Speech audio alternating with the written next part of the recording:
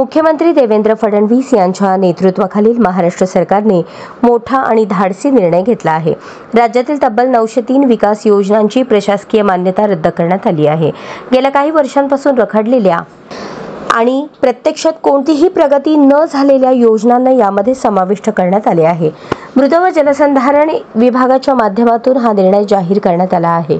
यामध्ये लघु पाटबंधारे योजना, कोअर पाझर बंधारे, पाझर तलाव, साठवण तलाव दुरुस्ती योजना अशा अनेक योजनांचा समावेश आहे। या योजनांची अंमलबजावणी गेल्या 3 वर्षांपासून रखडली आहे।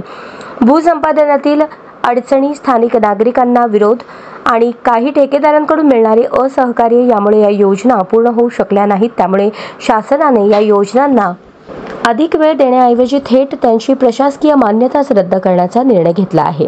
राज्यातील विकासासाठी सरकार प्रयत्नशील असले तरी अर्धवट राहिलेल्या योजनांमुळे निधी अडकतो आणि प्रत्यक्षात लाभार्थ्यांपर्यंत सेवा पोहोचत नाही। त्यामुळे अशा योजनांना हटवून कार्यक्षम योजना राबवण्याचा सरकारचा हा निर्णय महत्त्वपूर्ण मानला जात आहे। या निर्णयामुळे जिल्हा आणि तालुका स्तरावर काय परिणाम होतील याकडे आता सगळ्यांचे लक्ष लागले आहे।